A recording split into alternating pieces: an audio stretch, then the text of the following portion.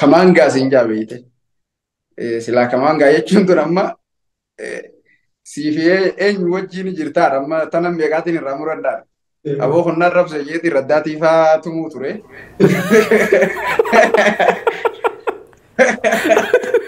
Kau kemangga mangga tu narra bakam tikar nanya itu macam kau sih kau.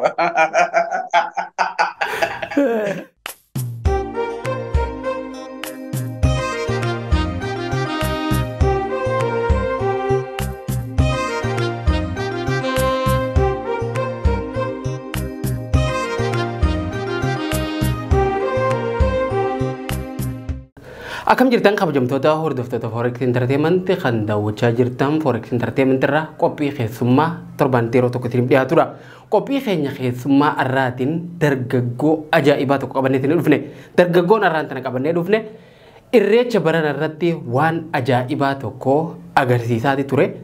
Namoonni hedduun sooshaal miidiyaa irratti suuraa fi viidiyoon isaa naannawaa turuu hundi keessanuu quba qabdanii dargaggoon kun maal hojjete irreecha baranaa kanarratti wanni addaa ta'e inni hojjete maali? Waan kana maaliif hojjete waan jaamu bal'inaa waliin laallaatii hanga dhuma sagantaa teenyatti nu faana turan afeerraa teenyatan kabajaati. Tole mee keessumaa kiyyaa yeroo ta'e qaalii aarsaa gootee yaamicha keenya kabajjee asitti nu argamu keetiif hedduu galatoomii baga nagaan dhufte. Baga nagaan dha'iitin isinilleen ana qofa osoo hin taane yeroo ta'e sanirraa anaaf qooduu keessaniif galatooma isiniin jedha.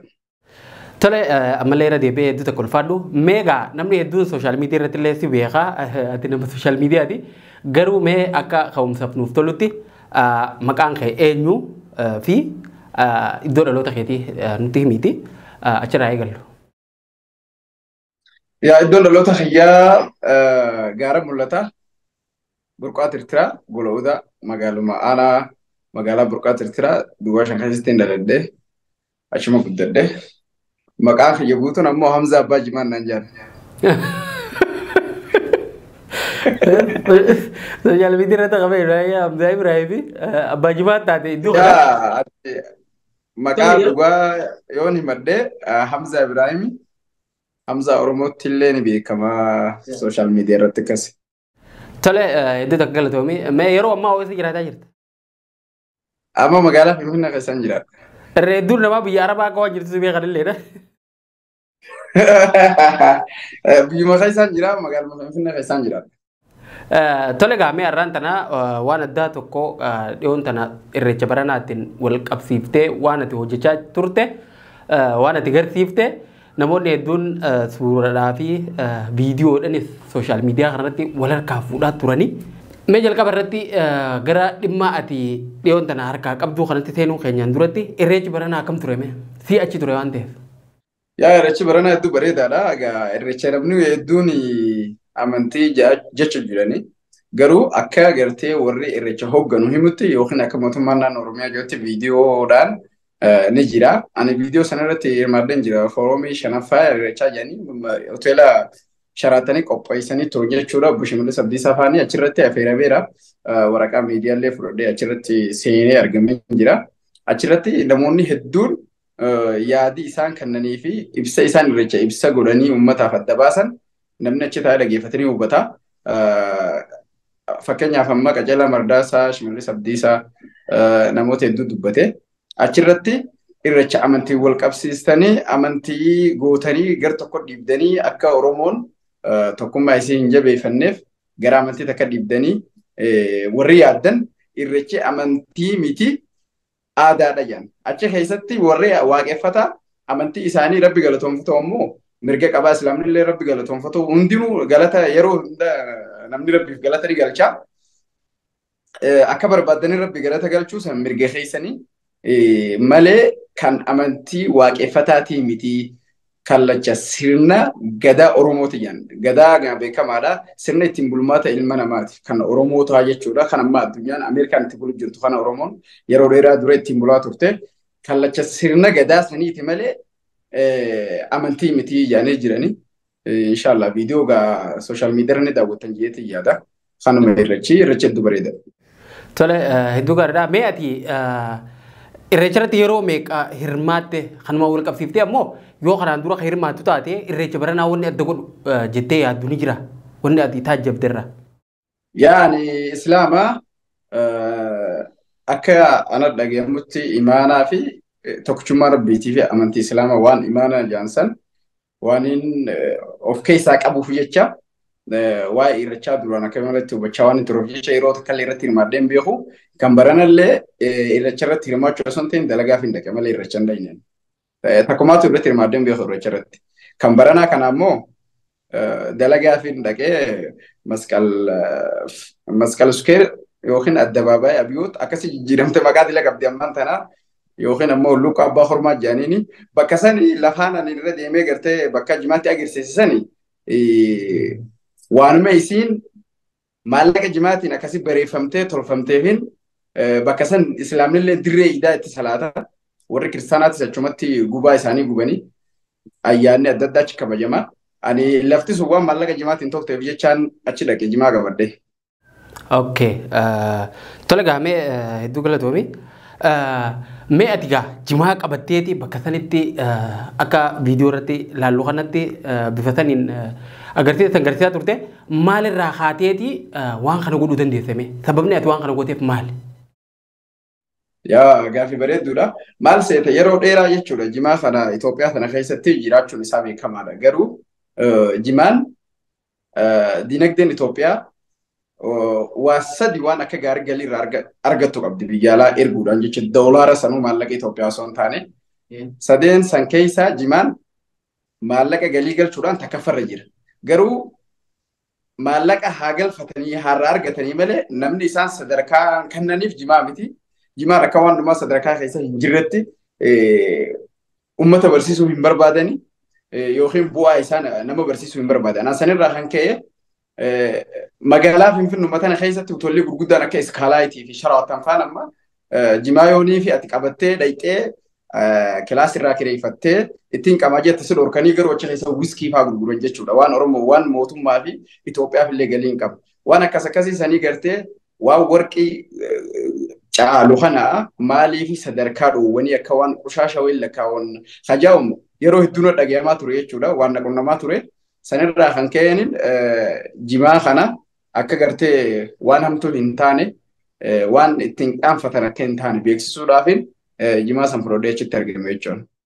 Tole hedduu gaariidha. Mee yaadni kun yeruma san waantiif dhufe moo irreecha duratti itti karoorfatteeti waan kana guyyaa irreechaa akkasiin godha jettee itti lafa kaate?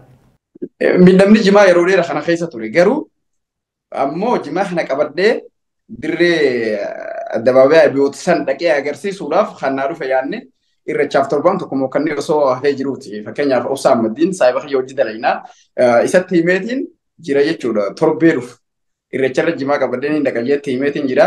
Inni ragaa ba'uu danda'a. Misee koomentillee godhee jira achi jalatti waan jette sun nama goote of dura itti yaadee torban takka garuu miidhamni jimaa yeroo iddoo waan dhagamuuf ka'umsi isaa jalqaba.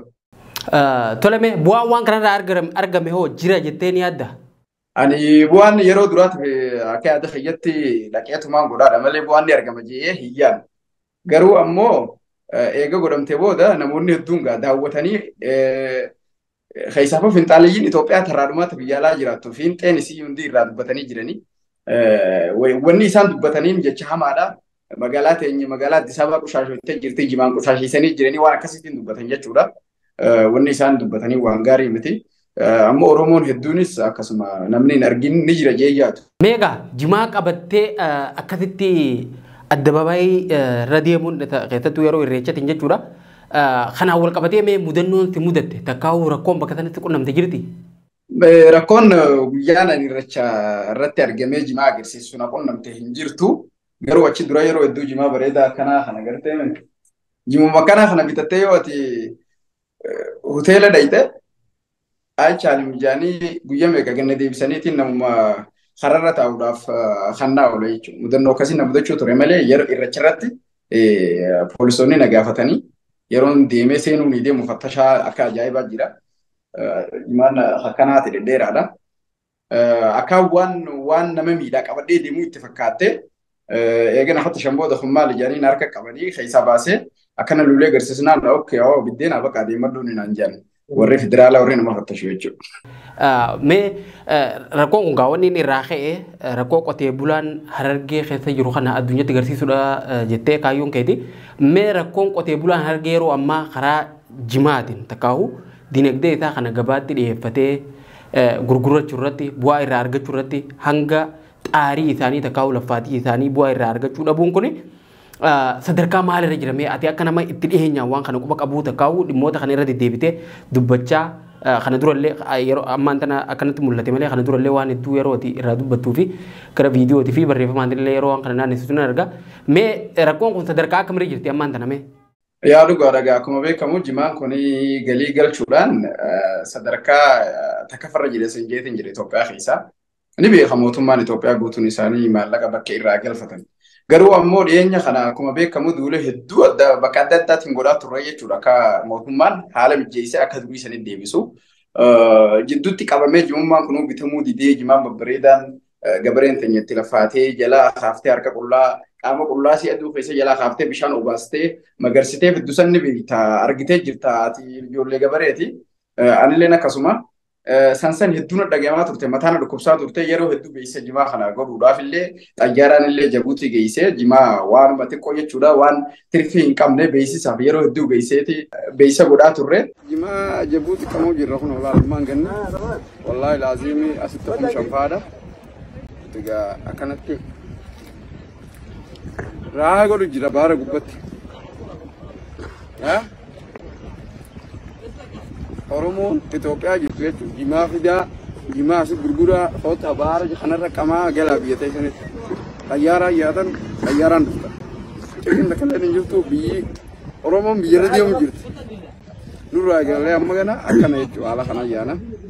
Wanni sun wanni nuti dalagnuuf faayidaa teenya osoo hin taane jimaan akka mul'atee mootummaan naannoo Oromiyaa uummata isaa uummata miskiina kana uummata miliyoona 15 uummanni Harargee miliyoona 15 caala.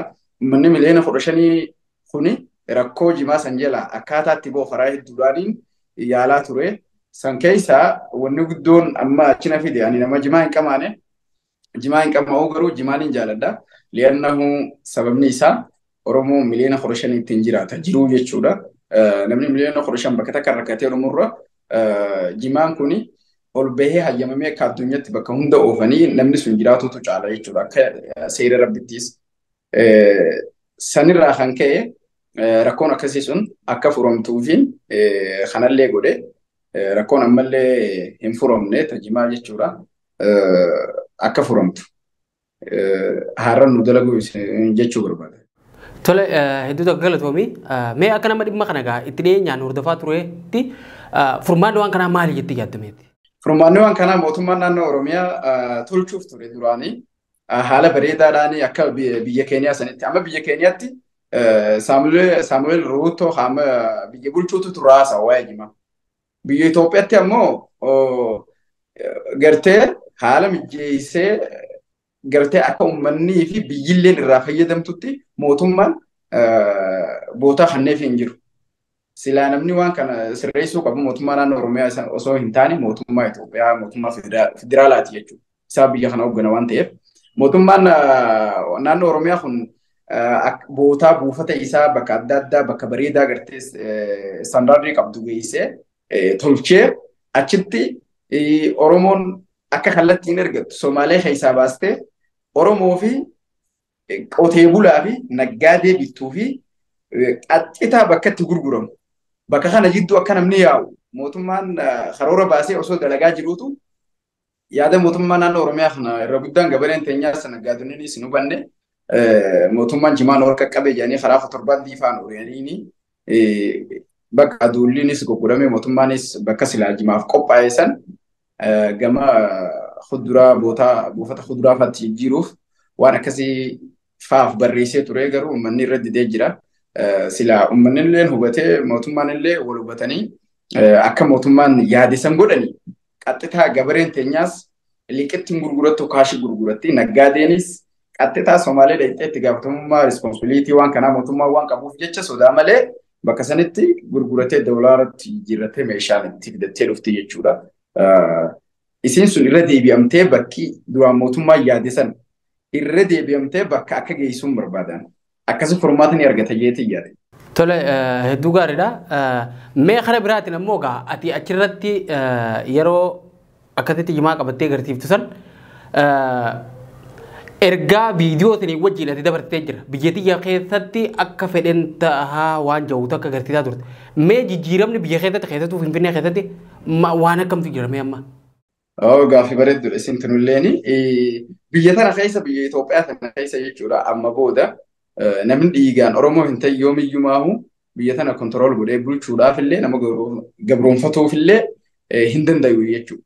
Ammoo yeroo ammaa kanatti abbaa biyya kutti argite akkaanas jeesan ergaa maatii afaaniin dubbatte tana hojiidhaan asitti agarsiisuu dandeessa. Biyya Finfinnee magaalaa Finfinnee guddittii Addis Ababaa jedhamtu sana keessatti jechuudha. Hudduu Addis Ababaa bakka isiin irraa kaate argiteemi bakka sanitti waan barbaadde takka godhuu dandeessa. Afaan Oromoo qofa dubbattee jechuudha. Afaan Oromoo qofa haasofte osoonii fi afaan biraa dubbachuun sin barbaachisin. Garuu kana godhuudhaaf duranii hin danda'aayii jettee ofitti amantummaa konfidensii qabaachuu qabda. Yoo san qabaattee bakka seente san ni seenta rakkoon sin mudatu. Rakkoon sin mudatullee yoo iyyatte ni furamta. Ammoo akka walii galatti akkanumatti wanni lafaa kaamee namaa godhamee nama yaamamaa takkan jiru siif deemuu qaba. Karaan irra deemtu bana jechuu barbaadeeti. Wanni birallee yoo dhabamte. Amma gaa ati guyyaa irreechatti waan kana akkas goote irreecha kana ati dalagaaf hin dhaqee jettee turte reefu tana. Dalagaan ati bakka san dheeyteef suni jimmuma kana agarsiisudha moo hojii biraata bakka sanitti hojjettu jira?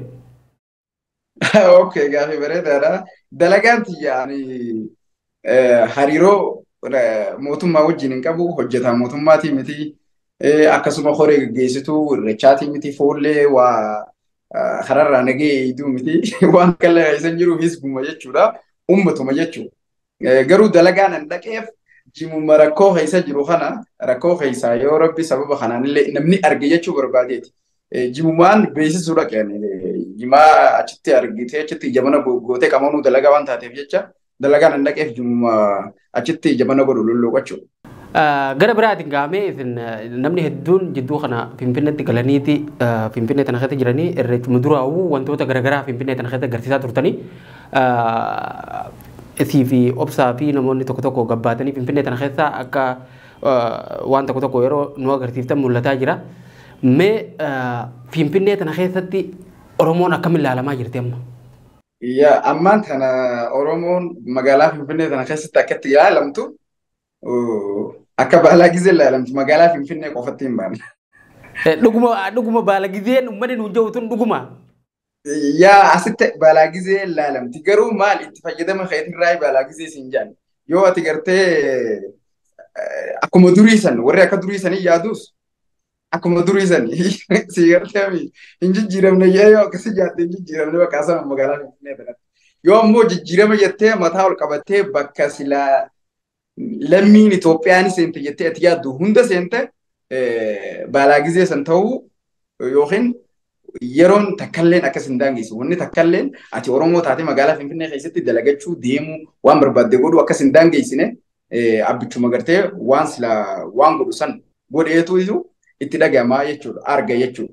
Ammoo namni nama san argu baalaa gizee jaan nama akkasiisanii warra gartee konferensii isaaniitiin waan barbaadan godhanii dalagatanii haalaataa ittiin jiraatu waa hunda godhuu danda'an san baalaa gizee jaaniin malee akkanumatti lafaa haatee madooshaan nama tumuu fi farshoo qoofteetii fi honkongaa baalaa gizee nama godhu baalaa akka hedduu jirti jechuu barbaadeeti. Yaa sirriidha. Meegaa Finfinneetti galuu kanaan wal qabatee yeroo bakka takkarraa gara bakka takkaa muuf godhan namni hedduun Finfinnee tana keessatti hedduu rakkachaa ture. Mee gaafa dura gara Finfinnee kana dhuftu mudannooleen garaagaraatti mudatti jirti. Afaaniin wal qabatee wantoota garaagaraa. Wanni nama mudate hangaan qabdu lakkoofsan qabdu baay'eedha. Maali jennaan Oromoon Harargee baay'inaan afaan Amaaraa hin dubbattu warra bakka magaalaa keessa sanuu magaalaa uummanni afaan Amaaraa haasawutti baay'atu jiraatu malee hin beekan. Gara keenya fa'aa afaan Amaaraa hin jiru. Afaan Amaaraa inuma hin dhagayu ture. Gartee gizeenii fi taaskii deemtu taaskii normaal tana uummataa tana ni beeytaami. Taqar shaniin koramta lafaa. nam lama faa taanee sadii faa taanee wajjiyaana taaskii tana gizee horree yaanu gizee raddaatiin maallaqa sirraa guuratu maallaqa fuudheetiin kannaa qarshii dhibba faan kannaa qarshii dhibbaan itti kanna deebisa qabdi qarshiin dhibbituni kamaan gaasiin jaabeeyte silaa kamaan gaa jechuun tun amma siifee eenyu wajjiin jirtaa amma tana meeqaatiin irraa muraddaa aboo konnaan rabse jeetii raddaatii faa tumuu ture.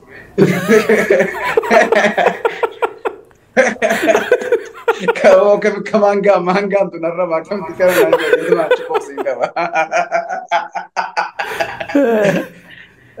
Wah kasih sendiri betul cudre.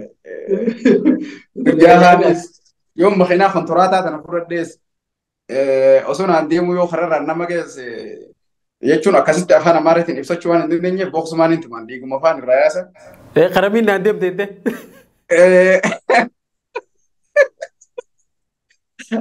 Ini biasanya warga jijira ada sabutan kaya. Wala kesi sempat tu namuda catur malah rakyatnya bilang jiro kana muda. Mega gara jimare pun tanah tanoga deh buno mo. Namote duga nano gara-gara hati ufan tu gira namote jimu makan argunu. Pakainya mama orang mau tanah kesta nano toko-toko ti jima kana kamu akawan gad umma takawan tu orang tu gira harga berarti mo. Wano kumwanti warra ko kabu mti. Akasuma harga daf wan namni garte o mishe itinjira tu. So orang mau maju boleh kabam tidak nak kereta, gapa di jemaah kama kati diam tu. Namni lale ti ajaibnya tak kamu gua nak kena aku nifaj je gapa tifan tak kau ilhal cuma ada tu kusi kaba tifan semudete. Ya jemaah orang mau itinjira tu kofason tanya mau tu mah biar aku masih je gali good dari harga tu. Ethiopia kaisa tak kafar aja gali gali curang ni kanu mereka shakana tu je curang mau tu malah.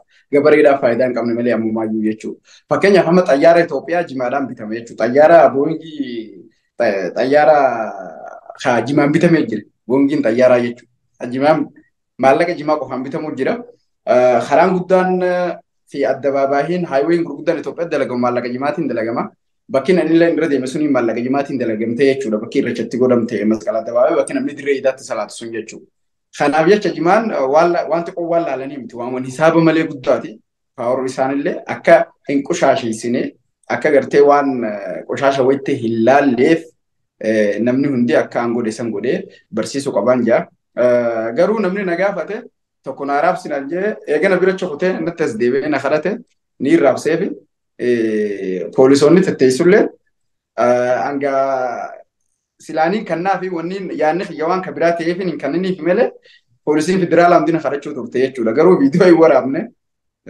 poolisiin federaalaa tetteessu tanaatiitu na kadhachuu ture.